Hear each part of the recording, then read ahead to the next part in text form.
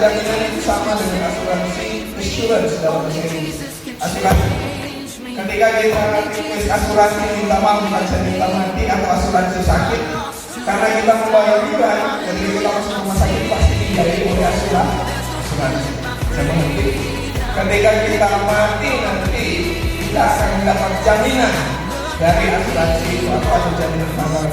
Misalnya bapak saya, karena dia ikut jam sostek, dibilang sama saya kalau saya sudah meninggal bapak saya tidak minta bapak saya meninggal untuk dapat uang, tidak.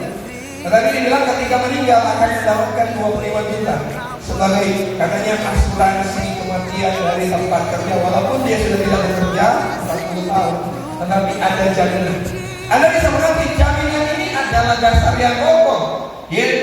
Yesus berkata kepada Rasul Paulus bahwa gereja ini akan berdiri di atas batu karang dan Allah mau tidak akan menguasainya. Gereja harus berdiri di mana Allah mau tidak bisa mengintervensi kehidupan gereja, karena kita punya kepastian yang kokoh di dalam kebenaran yang membuat kita beriman kepada Tuhan dan memimpin kepada iman.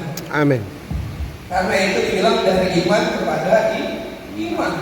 Dasar dari segala sesuatu yang kita harapkan dan bukti dari segala sesuatu yang tidak kita lihat. Sekali lagi saya kembali pada asuransi. Ketika Anda buat kontrak itu sudah ada bukti perjanjian, betul? Anda tanda tangan bahwa ketika Anda mau lunas iuran, ketika Anda sakit, ada jaminan bahwa misalnya Anda akan masuk kelas 2. Ketika Anda membayar iuran kan ada kelas 2, kelas 1, kelas 3, itu sebagai jaminan. Ketika Anda masuk rumah sakit, itu Anda sudah daftar. Saya ini pemegang BPJS kelas 2, masa rumah sakit tidak bisa terima? Dan bukti karena Anda tidak bisa lihat ketika Anda sakit, saya tidak minta Anda sakit tolak dalam nama Yesus. Tetapi ketika Anda sakit, Anda masuk, dan buktinya ketika Anda dapat transaksi dari BPJS. Nah, dasar ini kita harus punya kebenaran dan iman, karena Injil adalah keyakinan yang kokoh yang menyelamatkan setiap orang percaya. Anda harus dengan kokoh berpegang pada Injil Kristus yang sudah mati bangkit dari surga, yang menyelamatkan Anda untuk menuntun Anda menyelamatkan setiap orang percaya. Ini yang namanya apa?